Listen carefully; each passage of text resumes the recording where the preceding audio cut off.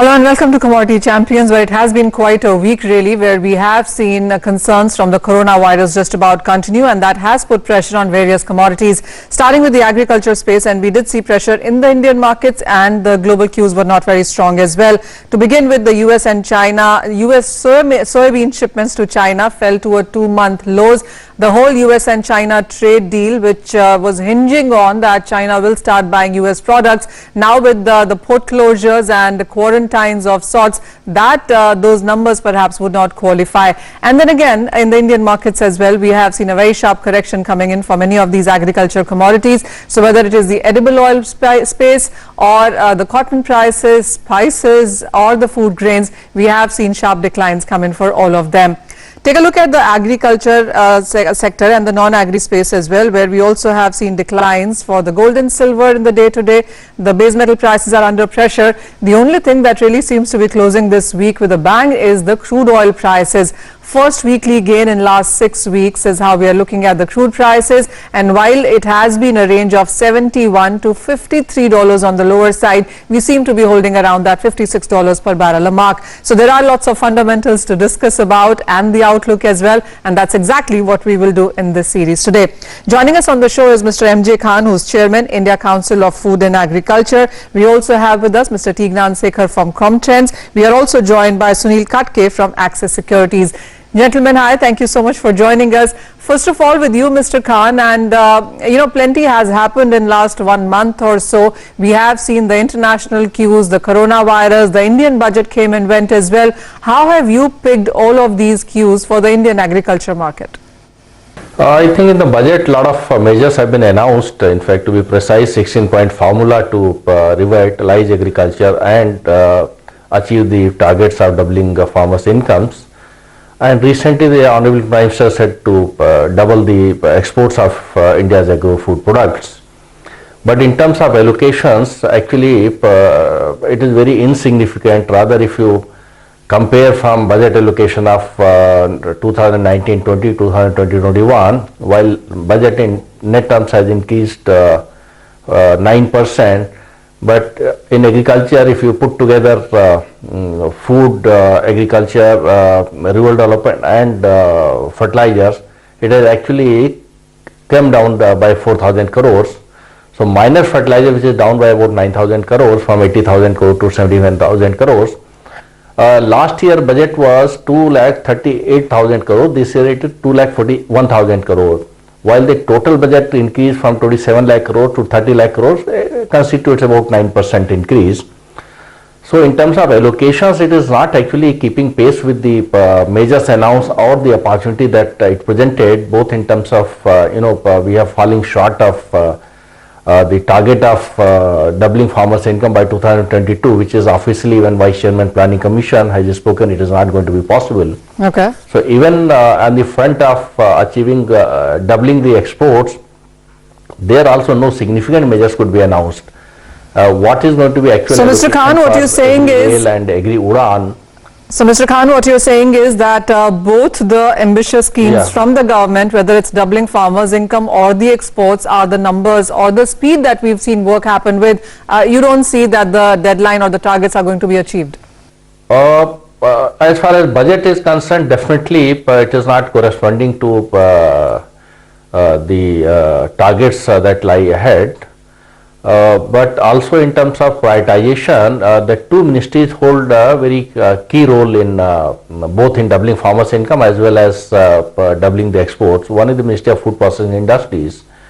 Last year budgeted allocation was 1,400 crores. This time it is 1,200 crores something.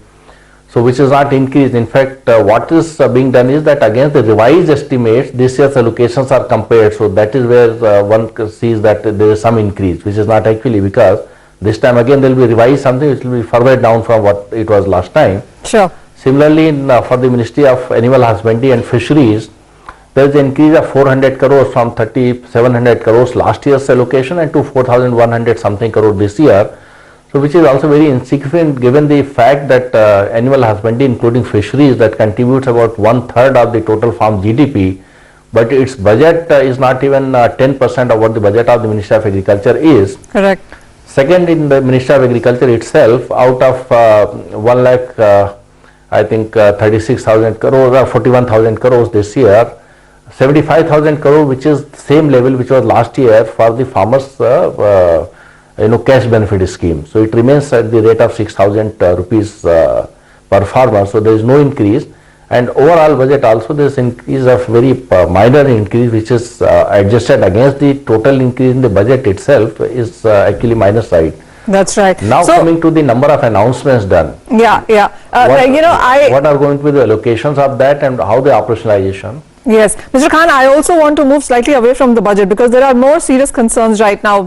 I get your point that the allocations do not match the kind of targets that the government has put out for itself when it comes to agriculture as a sector. The other thing is going to be about the Rabi crop, where we are looking at a record output yet again. The storage has been a concern that was mentioned in the budget by the finance minister as well. Are we in time for enough storage for the kind of procurement that we will be seeing from the government? What are we, looking at in that aspect as well? I think fresh capacities cannot come up in a short time, so some temporary arrangements will have to be made. But what is going to be very important is the way the government approached the sugar sector, where the subsidies were extended for the exports.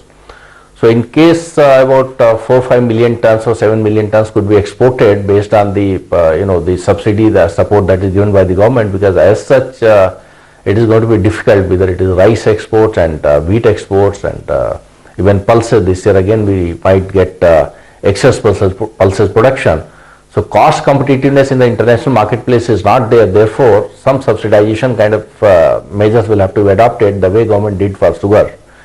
Otherwise, burgeoning stocks and constrained capacities will be a problem this year as well. So some temporary arrangements will have to be made while more capacities are created in a year's time or so. Absolutely. So yes, there is a lot that needs to be done, and Mr. Gnansekar, I want to get you in the conversation as well with the specific sector here, which is edible oils. You follow that very closely, and we've seen a lot move into that sense as well. The global markets have seen some pressure. India's dependence outside has continued to increase every year, and the crop in India is not so great this time around, and we've seen very high volatility into the prices also. 2020 is a year where we have agriculture commodities trading in the negative, but with what's happening in Malaysia with palm, with the kind of mustard crop that we are expecting, how do you look at this sector? Because this is a sector that the PM has spoken about. This is a sector where the import dependence still is very huge.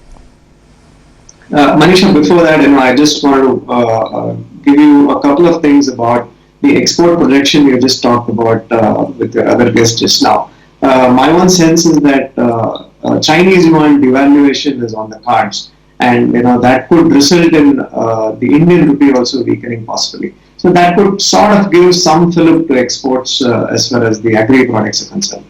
Now, coming to the edible oil markets, I think the year began with a big bang because the Malaysian biodiesel mandate and the Indonesian biodiesel mandate were expected to sort of take prices much higher in the coming year. But obviously, nature had other plans, and then you had the virus scare, and then the Indian government imposing a ban on the refined palm oil imports. So that has set in some kind of a correction, and the mood and the sentiment at this point in time is extremely weak. You don't see much of physical buying. People are really not able to understand the impact of virus on and the demand concerns that come with it. So it's a very difficult situation, and unless the overall situation subsides and there are more positive news flows, I don't think you will see any major movement in the near term. But having said that, the medium term to long term fundamentals are still sort of supportive for the edible oil complex. And like you rightly said, the domestic crop is also not that great, and I think our import dependence will ensure that we will buy more of imported oils. And to that effect, I think the palm oil prices at this point in time are languishing near the lows, and it would be okay to start sort of look at buying it on dips from here, because I don't see much of a downside from present levels. So yes, not too much of a downside for many of these agricultural commodities here. Mr. Khan, what is your sense? I mean, of course, there are some concerns, and the biggest event of the year, the budget is out of the way. There is a lot of uncertainty into the global markets, and we do understand on what we need to do on in sense of policy front in the Indian markets as well. But what does the road ahead now look to you? What do you see coming in from the government in sense of policies, and what does really India need to ensure that the agriculture as a sector is taken care of? I think situation will continue to be little chaotic for the time being, but India can look at cashing on this situation. For example, US President is coming 10 days from now, 8 days to be precise. He will be pushing for defense deals. So India on the contrary can negotiate for agricultural exports. So wherever there is opportunity and where India is, US is not able to deal with China because of the many problems, India can cash on the opportunity that will be arising out of this situation in China. Many Western countries will find difficult to deal with China, but for India it will be easier. So in that respect, India can push its agri agenda in a big way as far as deals with the US and US is concerned. Similarly, with the European countries like France and Germany, where India has better diplomatic relations, and there are many defense and security related areas where these countries are negotiating and getting business from India. So that will only help achieve the target of doubling the export from $38 billion this year, 38 and a half something, to $60 billion, the target for 2022. So I believe even if the allocations have not kept the pace with what has been announced and what was supposed to be done, but sentiments are little positive in agriculture sector, and out of this situation that is emerging worldwide, I believe that India can maximize its economic opportunities as far as agro trade is concerned. Through agro trade, probably linking the farmers to the international markets, probably the entire value chain gets improved. As in management we say that competition improves everything, therefore connecting farmers to the international market actually improves everything, whether it is value chain, whether it is supply chain, whether it is quality, whether it is cost competitiveness or infrastructure and so on. So I believe the intent of the government is good. In this tenure Modi 2, the doubling agro exports is the top priority. I hope the allocations to the Commerce Ministry and from there to EPIDA and such bodies which are responsible for that is kept pace and matches the expectations. Fair point that. Sunil, let's get you in the conversation as well. And what is your sense when it comes to the agriculture as a sector? What are the price movements that you're expecting going forward from here? So, as highlighted by the other two guests, basically the budget has actually set the tone for the year. Export focus and even doubling the farmers' income is something which we are looking at. And with the US President visiting India, I think this becomes huge opportunity to vouch for agri exports and possibly take that opportunity, like it was discussed earlier. What all orders we can bargain to increase our exports compared to China is something which we can look at. But domestically, if we see the rains have been recently, were great, and the crop output has been good. So prices have actually corrected by a decent margin, and now we are kind of seeing a pullback in the prices, especially say chana, for example, or soya bean for that matter, or CPO or guar seed. So all the prices have kind of bottomed out, and we are seeing a rebound in the domestic markets, and we are actually seeing going forward month or two, we may see a significant rise in the domestic prices. Say, for example, chana, we are expecting the prices to move close to 4,300 rupees from the 4,000 mark here. Even soybean prices may actually touch near to 4,300 mark also. And even I think guar seed for that matter may cross 4,000 mark as well. So, domestically the prices may actually be in the uptone, and we may actually expect the prices to jump by say 5-10% with the immediate range. And we are hoping for decent buying coming in from the derivatives market also around these prices. So overall outlook for almost all agricultural products seems to be on the bullish side, and we are actually hoping to see even the derivative traders make decent money out of the opportunities that are available here. All right, so very close to the bottom when it comes to the agri space, and the kind of losses that we've seen for many of these commodities perhaps could be behind us. Edible oils, pulses, guar, etc. might see a gain in prices, and as Mr. Khan also pointed out, the value chain, the supply chain, the competitiveness, etc. is something that we will need to work on. Mr. Khan, thank you so much for joining us for that, and with that we'll go for a very short break. When we come back, we'll be talking about the non-agriculture space. That seems to be having an straight impact from the coronavirus and the uncertainties in the international markets. We'll dwell a bit on that.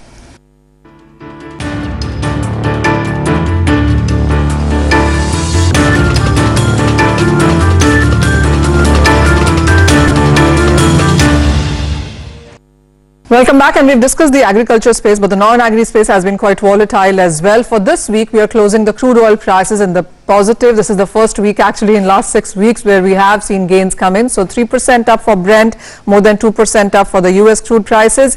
Not those kind of moves is what we've seen in metals and precious metal prices, but this sector also is off its lows, to say the best.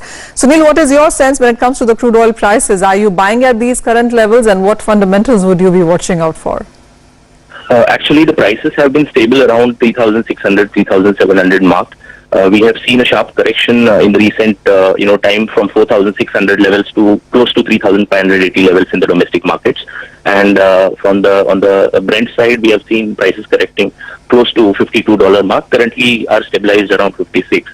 If we look at the fundamentals, obviously the demand which is hit from the coronavirus from China.